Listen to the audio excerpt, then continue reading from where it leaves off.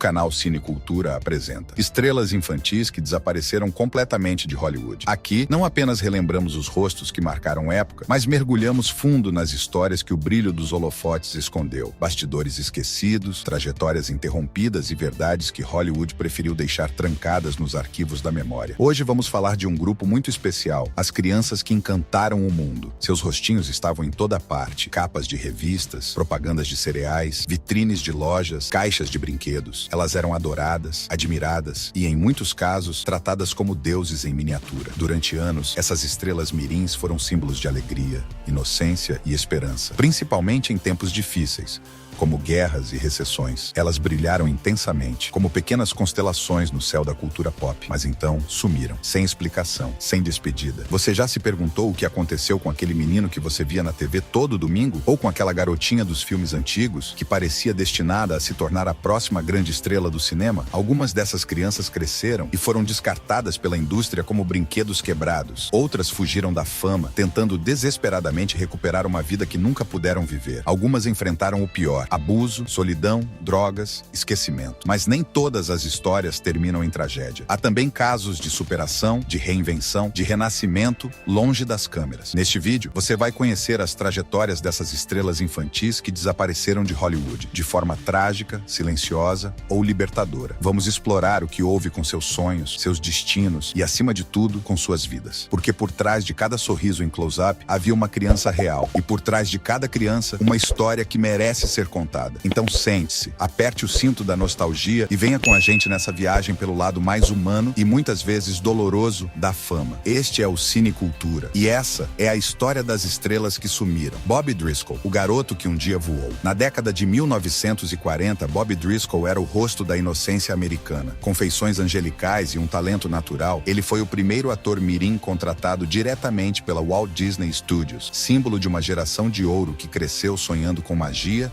e finais felizes. Sua voz eternizou o personagem Peter Pan, e sua atuação em So Dear to My Heart e A Ilha do Tesouro o transformaram em uma das maiores estrelas infantis da época. Em 1949, aos 12 anos, Bob recebeu um Oscar juvenil, reconhecimento máximo para uma criança na indústria cinematográfica. Ele parecia imbatível, mas a infância tem prazo de validade, e a fama em Hollywood também. Quando a puberdade chegou, seu rosto começou a mudar. A acne deixou marcas visíveis, e o que antes era carisma passou a ser inadequado para os padrões visuais dos estúdios. A Disney, que um dia o tratou como um filho, rompeu seu contrato abruptamente em 1953. A desculpa foi que Bob estava difícil de trabalhar. A realidade? Ele não se encaixava mais na imagem de perfeição vendável. E assim, do dia para a noite, o garoto que voava em aventuras se viu sem asas e sem emprego. Rejeitado pela indústria, Bob caiu em um ciclo de marginalização. Aos 16 anos, já enfrentava problemas com drogas e pequenos delitos. Passou por clínicas de reabilitação, mas o estigma de estrela infantil fracassada o acompanhava por onde passasse. Os papéis sumiram, os amigos também. Em 1968, o destino o tragou de forma cruel. Crianças encontraram seu corpo em decomposição em um prédio abandonado de Nova York. Sem documentos, ele foi enterrado como indigente em uma cova anônima na sombria Hart Island, o cemitério dos esquecidos. Somente 2 anos depois, por meio de impressões digitais, descobriu-se que aquele homem era Bob Driscoll. Morreu aos 31 anos, vítima de insuficiência cardíaca causada por uso prolongado de heroína. Nenhuma cerimônia, nenhuma manchete. Apenas o silêncio que grita quando um sonho morre cedo demais. O menino que um dia voou terminou seus dias só, abandonado, invisível. Sua história é um alerta brutal sobre o que acontece quando os estúdios descartam crianças como produtos vencidos. Scott Beckett. Do sorriso travesso à solidão, Scott Beckett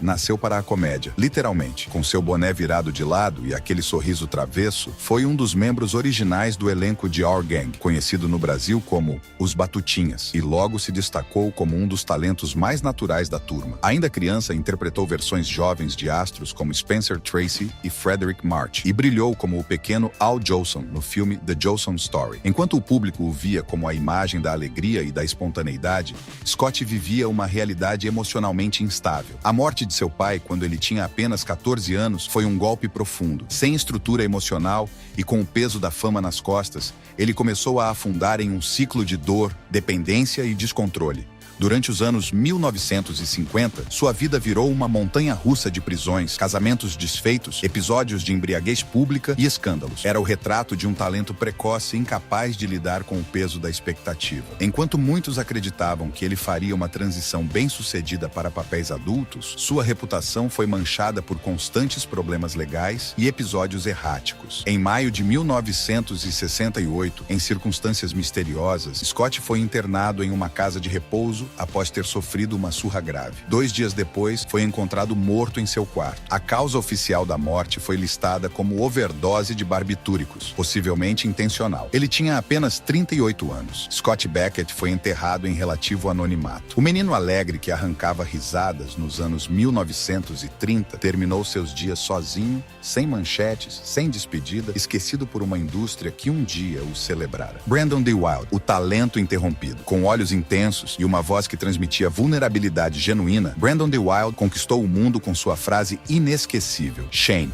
volte, do filme Os Brutos. Também amam 1953. Essa cena se tornou um marco do cinema americano e o menino que a protagonizou foi indicado ao Oscar com apenas 11 anos. Ao contrário de muitos astros mirins, Brandon parecia ter o que era necessário para fazer a transição para a vida adulta nas telas. Atuou em filmes sérios, como HUD, 1963, ao lado de Paul Newman, e em produções teatrais respeitadas. Ele não era apenas uma carinha bonita, era um verdadeiro ator, com profundidade emocional e presença dramática. Sua carreira estava em ascensão, e tudo indicava que ele seria um dos raros casos de estrela infantil que se tornaria um ator consagrado. Mas a vida tinha outros planos. Em julho de 1972, Brandon dirigia próximo a Denver, Colorado, quando perdeu o controle do carro e colidiu com um caminhão de construção. Morreu no local. Tinha apenas 30 anos de idade. Sua morte prematura deixou um vácuo na história do cinema. Um talento que florescia foi arrancado antes de atingir seu auge. Sua filmografia pode ser breve, mas cada papel deixou uma marca, uma lembrança do que poderia ter sido. Baby Peggy, de Anna Sarah Carey, A Criança Explorada. Antes de Shirley Temple dominar o cinema, o mundo conheceu Baby Peggy, a primeira grande estrela mirim do cinema mudo. Entre 1921 e 1924, ela estrelou mais de 150 curtas-metragens e diversos longas. Tudo isso antes de completar 6 anos de idade. Com seu corte de cabelo reto e feições sérias, Baby Peggy conquistava o público com paródias hilárias de ídolos adultos como Paula Negri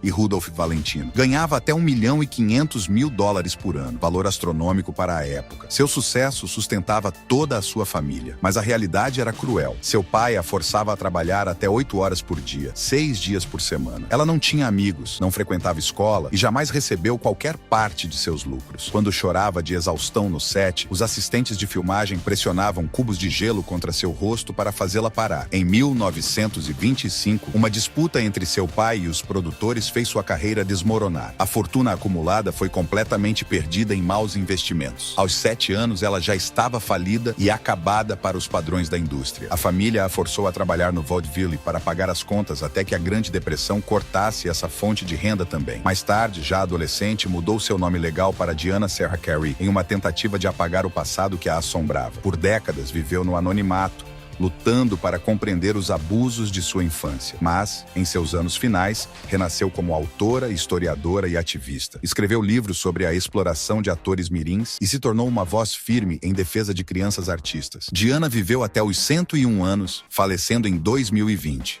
Foi a última sobrevivente da era do cinema mudo. E, mais importante, uma sobrevivente do sistema que tentou destruí-la. Transformou sua dor em consciência histórica e sua infância perdida em um alerta que ainda ecoa. Jay North, O Sorriso Obrigado. Nos anos 1960, Jay North era o retrato da infância travessa e encantadora na televisão americana. Seu papel como Dennis Mitchell, o clássico Dennis, o Pimentinha, transformou-o num fenômeno nacional. Loirinho, carismático e energético, ele era visto como o garoto ideal, aquele que aprontava, mas sempre ganhava o perdão do público com um sorriso. Por trás da tela, porém, a realidade era angustiante. Enquanto conquistava milhões de fãs, Jay vivia sob vigilância e pressão psicológica constante. Seus tutores legais, os tios, o vigiavam implacavelmente. Exigiam perfeição. Cada erro, cada vacilo no set era punido com ameaças e castigos. A fama, que deveria ser leveza, se tornou prisão. Jay não podia errar, não podia desobedecer e, o mais cruel, não podia ser criança. Quando cresceu e deixou de se encaixar na imagem do menino travesso, Hollywood não sabia mais o que fazer com ele. Rotulado para sempre como Dennis, foi descartado por diretores e produtores. Nenhum novo personagem o queria. Isolado, Jay se alistou na marinha para escapar da pressão e buscar um recomeço. Mas a dor o acompanhou. Lutou por anos contra depressão e ansiedade, cicatrizes invisíveis que carregava desde os tempos em que sorria para as câmeras. Hoje, vive longe dos holofotes, numa existência tranquila, mas não em silêncio. Jay transformou sua dor em propósito. Fala abertamente sobre os abusos que sofreu, defende os direitos das crianças na indústria e alerta sobre os bastidores cruéis que o público não vê. Jay North foi esquecido por Hollywood, mas se tornou inesquecível como uma das primeiras vozes a denunciar o custo emocional de uma infância roubada pela fama. Tommy Hattig. Adeus, Lassie. Na década de 1950, Tommy Hattig era o rosto da lealdade, da amizade e da aventura. Como Jeff Miller, na série Lassie, cativou uma geração inteira ao lado do cão mais famoso da TV. Era o sonho americano personificado, um menino corajoso e seu cachorro fiel. Mas bastidores contam uma história bem diferente. Aos 14 anos, exausto com a fama e as limitações impostas por seu papel, Tommy pediu para sair da série. Queria liberdade, queria crescer fora das lentes. Foi uma escolha consciente e rara para um garoto que até então era um fenômeno. Mas a indústria, acostumada a moldar e descartar, não aceitou bem sua decisão. Hollywood o rotulou como difícil e o aprisionou na imagem do menino de Lassie. Mesmo tentando novos papéis, as portas foram se fechando uma a uma. Os convites rarearam, o sucesso virou passado e o vazio uma sombra persistente. Durante os anos 1960, Tommy se envolveu com drogas, enfrentou problemas legais e experimentou o lado mais sombrio do pós-fama. Parecia fadado ao mesmo fim trágico de tantos outros astros mirins, mas ele decidiu reagir. Redirecionou sua vida e se reinventou completamente. Tornou-se um dos primeiros especialistas em programação de banco de dados nos Estados Unidos, ganhando reconhecimento e respeito na área da tecnologia. Escreveu livros, deu palestras e construiu uma nova identidade. Desta vez, sem precisar de figurino ou aplausos. Morreu em 1996, aos 54 anos. Sua história mostra que a queda pode vir rápido, mas que a reconstrução é possível, mesmo depois de uma infância consumida pela fama. Freddie Bartholomew, o Lorde sem fortuna. Na era de ouro de Hollywood, poucos garotos exalavam tanta elegância quanto Freddie Bartholomew. Com seu sotaque britânico impecável, modos refinados e talento dramático inato, ele estrelou grandes adaptações literárias como David Copperfield, O Pequeno Lorde e Capitães Corajosos. Para muitos, ele era o príncipe das telas, a resposta sofisticada da MGM ao fenômeno Shirley Temple. Mas por trás do ar aristocrático havia uma história amarga. Fred foi enviado ainda criança para os Estados Unidos por uma tia que reconheceu seu talento. Quando a fama chegou, seus pais biológicos, antes ausentes, reapareceram, movidos por interesse financeiro. O que se seguiu foi uma guerra judicial pela custódia, repleta de acusações, escândalos e gastos exorbitantes. As batalhas legais drenaram sua fortuna. O dinheiro que ganhara com tanto esforço foi consumido por advogados e manobras familiares. Para piorar, quando entrou na adolescência, deixou de ser útil para os estúdios. Sua aparência amadurecida já não atendia às expectativas dos papéis infantis. A MGM, que o tratava como joia, simplesmente o descartou. Tinha 14 anos, mas Fred não cedeu à amargura. Serviu na Segunda Guerra Mundial, depois se reinventou como diretor de comerciais e executivo de publicidade em Nova York. Foi premiado, respeitado e discreto. Tão discreto que muitos colegas nem sabiam de seu passado como astro internacional. Faleceu em 1992, aos 67 anos. Freddie Bartholomew perdeu o glamour, a fortuna e a infância, mas manteve a dignidade e reconstruiu sua identidade longe das câmeras. Deanna Durbin, a voz que silenciou por vontade própria. Deanna Durbin era mais do que uma estrela mirim. Ela era uma salvação. Com sua voz poderosa e aparência angelical, não só encantou plateias, como salvou a Universal Studios da falência nos anos 1930. Seus filmes batiam recordes de bilheteria, seus discos vendiam como água e seus fãs formavam o maior fã-clube da América. Aos 21 anos, era a segunda mulher mais bem paga dos Estados Unidos, atrás apenas de Bette Davis. Era sucesso absoluto, mas isso veio com um custo. Deanna viveu presa à imagem de menina perfeita, sempre sorridente, recatada, eternamente doce. Os estúdios controlavam seus papéis, suas entrevistas, sua vida pessoal. Ela queria papéis mais maduros, queria crescer como artista, mas a indústria não permitia. Era mais lucrativo mantê-la infantilizada. estabilizada. Cansada da pressão e da farsa,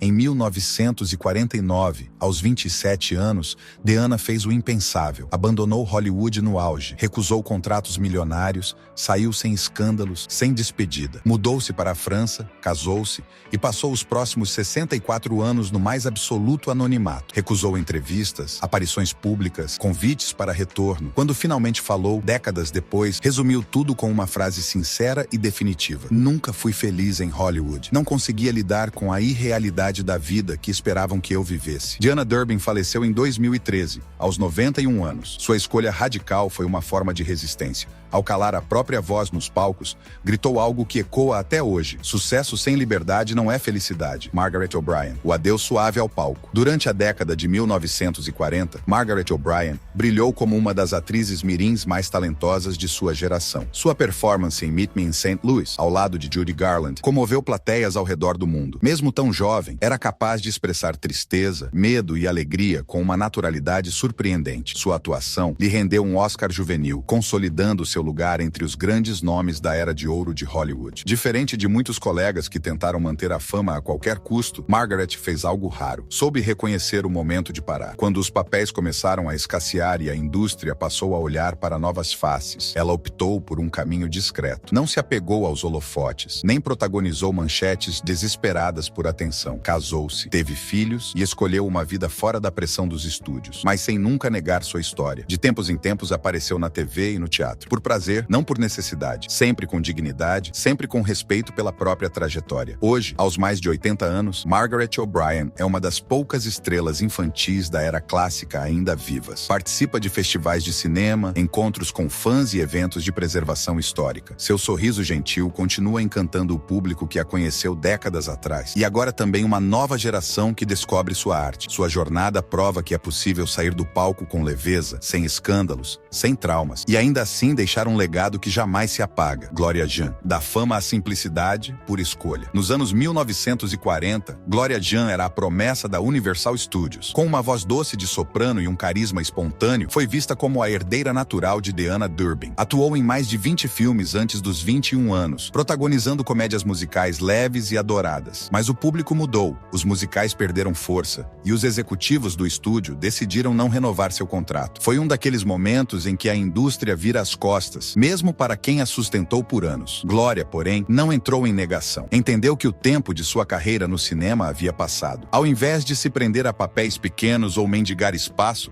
ela escolheu seguir em frente com dignidade. Nos anos 1950, trocou os holofotes por uma vida comum. Trabalhou como recepcionista executiva, criou seu filho com carinho e se afastou quase totalmente da vida pública. Ainda manteve contato com antigos amigos do cinema, mas sem nostalgia forçada. Décadas depois, quando perguntada se sentia falta da fama, respondeu com serenidade: "Quando chegou a hora de seguir em frente, eu segui." Faleceu em 2018, aos 92 anos, deixando uma lembrança carinhosa entre os cinéfilos. Sua saída de cena foi silenciosa, mas poderosa. Gloria Jean provou que a elegância também mora na renúncia. John Provost, o garoto que soube a hora de parar. Em 1957, John Provost entrou para o imaginário americano ao interpretar Timmy Martin, o menino companheiro do Collie mais famoso da história, Lassie. Foram 7 temporadas de sucesso absoluto e mais de 2.000 cartas de fãs por semana. Mas aos 14 anos, algo incomum aconteceu. Ele e seus pais decidiram que era hora de parar. Sem crises com o estúdio, sem polêmicas,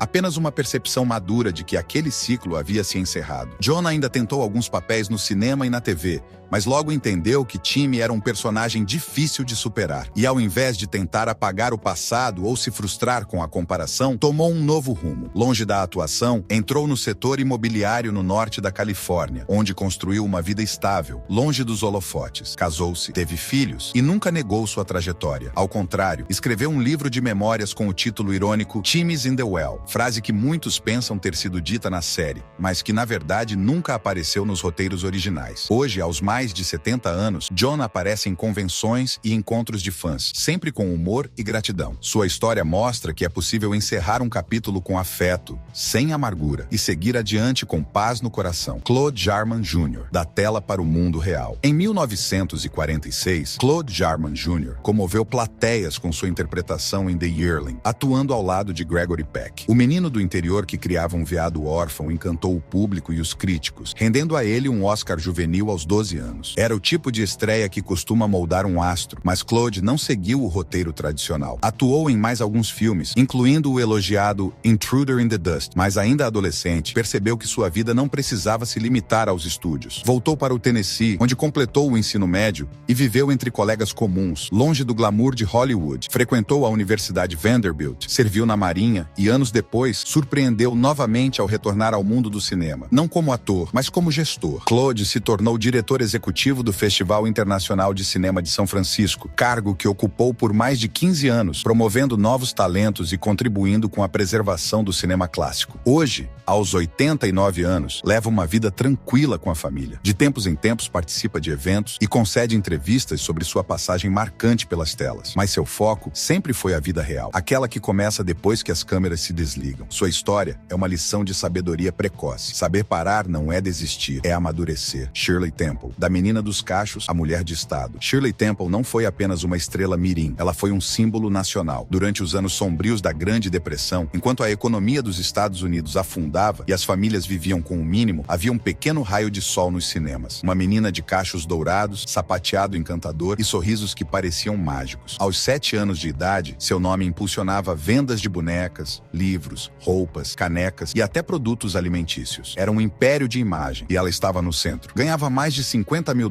por filme, algo equivalente a milhões atualmente. Seu impacto cultural foi tão grande que ajudou a salvar o estúdio 20º século Fox da falência. Mas, como acontece com quase todas as estrelas infantis, o tempo não perdoa. Quando entrou na adolescência, os papéis diminuíram. O público queria vê-la como criança, não como jovem. Aos 12 anos, a Fox encerrou seu contrato. Shirley tentou alguns papéis adultos, fez testes importantes, inclusive para o Mágico de Oz, mas não vingou. Aos 22, decidiu se afastar definitivamente das câmeras, mas seu maior papel ainda estava por vir. Shirley Temple se reinventou como Shirley Temple Black, uma diplomata, mulher de estado e figura pública séria. Tentou entrar na política como congressista, foi indicada à ONU e posteriormente serviu como embaixadora dos Estados Unidos em Gana e na Tchecoslováquia, atuando com inteligência, sensibilidade e disciplina. Nunca caiu em escândalos. Manteve sua imagem pública com integridade, mostrando ao mundo que era muito mais do que um rosto adorável do passado. Sobre sua jornada, disse com ironia e sabedoria: "Tenho um conselho para quem quer ser ator, não seja." Morreu em 2014, aos 85 anos, deixando um legado raro e poderoso. Shirley Temple provou que é possível ter 2 atos de glória, um nos palcos e outro na vida pública. Poucos em Hollywood se reinventaram com tamanha classe, dignidade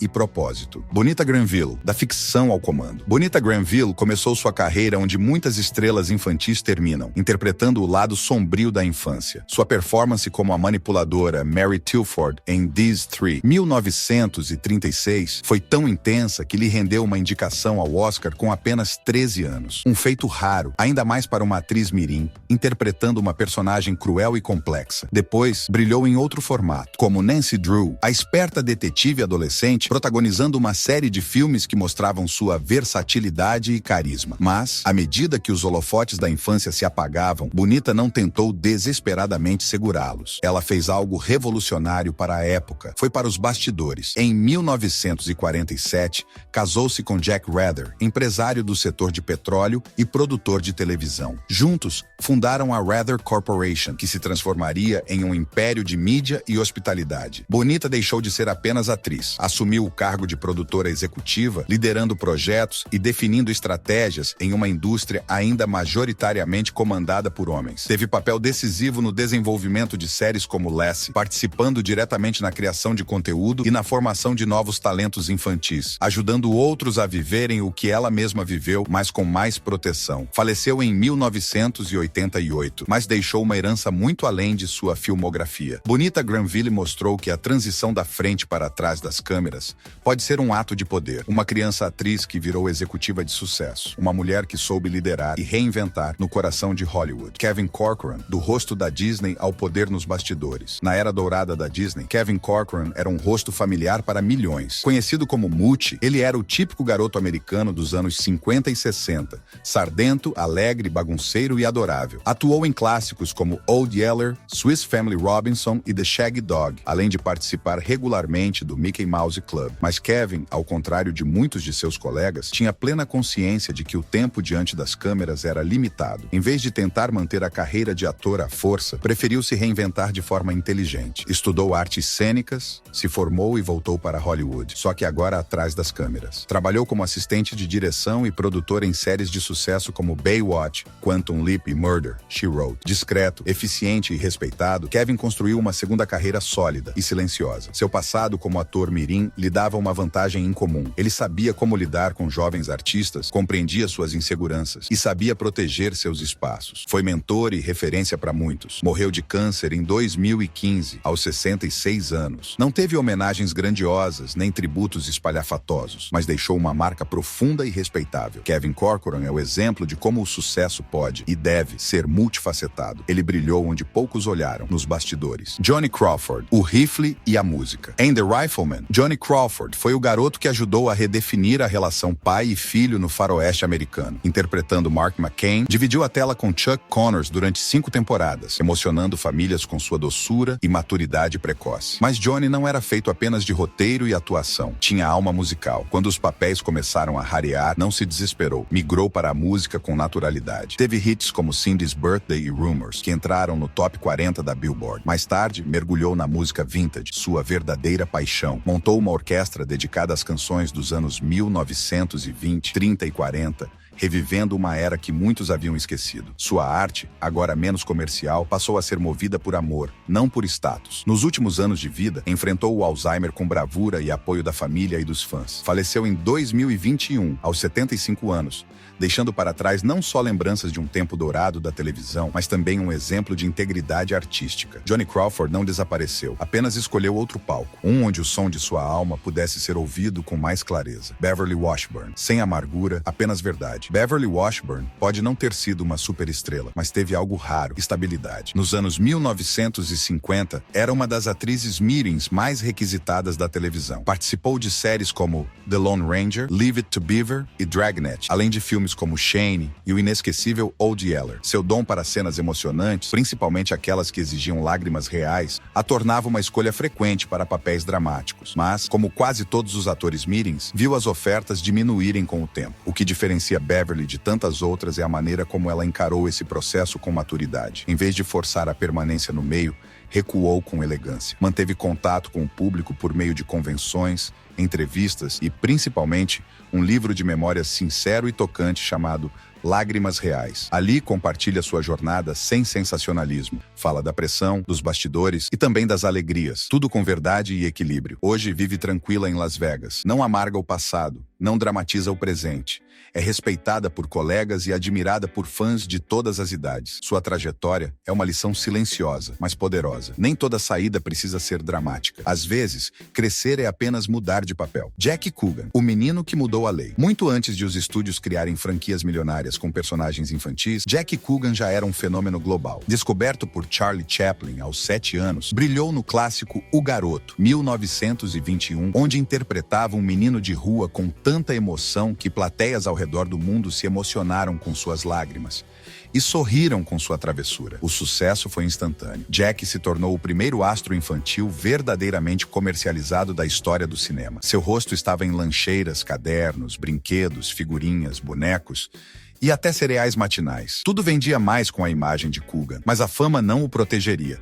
Quando completou 21 anos, pronto para acessar os milhões que havia acumulado ao longo da infância, Jack descobriu o impensável. Sua mãe e seu padrasto haviam gasto tudo. A fortuna foi dilapidada em joias, festas, viagens e bens luxuosos. Restavam apenas $126 mil, uma fração do que ele havia ganhado. Devastado, Jack não se calou. Levou a família aos tribunais e mobilizou a opinião pública. A comoção gerada por seu caso revelou ao mundo a falta de proteção legal para crianças artistas. Como resposta direta, o estado da Califórnia aprovou a Lei Coogan, obrigando que parte dos lucros de artistas menores de idade seja protegida em fundos fiduciários até a maioridade. Essa lei, ainda em vigor, protege milhares de jovens até hoje. Jack seguiu na carreira artística com dignidade, embora sem o mesmo brilho da infância. E nos anos 1960, ressurgiu como o excêntrico Tio Fester na série A Família Addams, trazendo sua trajetória de volta ao imaginário popular, agora como ícone coach. Seu legado não está apenas nas telas, está na legislação, na ética e na proteção de gerações futuras. Cada criança que trabalha sob os refletores hoje deve algo a Jack Coogan, o menino que perdeu tudo,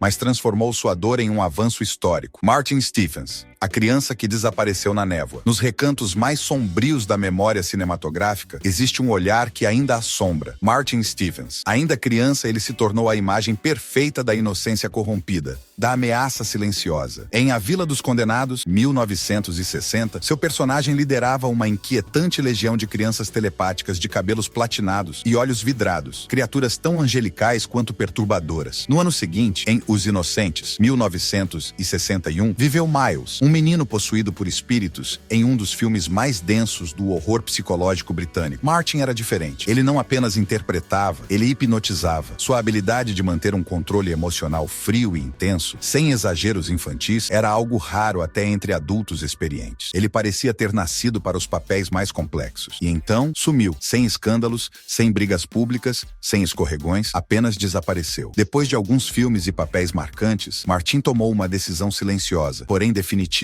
Deixou a indústria. Escolheu viver como qualquer outro adolescente comum. Estudou, formou-se, teve uma carreira em educação e viveu longe dos holofotes, como se tudo aquilo nunca tivesse existido. Durante anos, fãs do gênero de terror especularam sobre seu paradeiro. Alguns pensavam que ele havia morrido jovem, outros que enlouquecera. A verdade era bem mais simples e, ao mesmo tempo, misteriosa. Martin Stephens apenas seguiu em frente. Décadas mais tarde, reapareceu brevemente em documentários e convenções sobre o cinema clássico de terror. Sempre educado, gentil e reservado. Deixou claro que aquela fase de sua vida era apenas um capítulo encerrado, não sua identidade. Hoje, vive discretamente no Reino Unido. Para os fãs, ele é quase um mito, uma figura fantasmagórica que nos assombrou na infância e, por vontade própria, voltou para a névoa de onde parecia ter vindo. June Lockhart, a transição perfeita. Em uma indústria que tantas vezes devora seus jovens talentos, June Lockhart é uma exceção luminosa. Vinda de uma família de artistas, estreou ainda menina no clássico Um Conto de Natal, 1938, atuando ao lado dos próprios pais, Jean e Kathleen Lockhart. Seu rosto delicado e sua voz doce pareciam feitos para a tela. Nos anos 1940, participou de diversos filmes e construiu,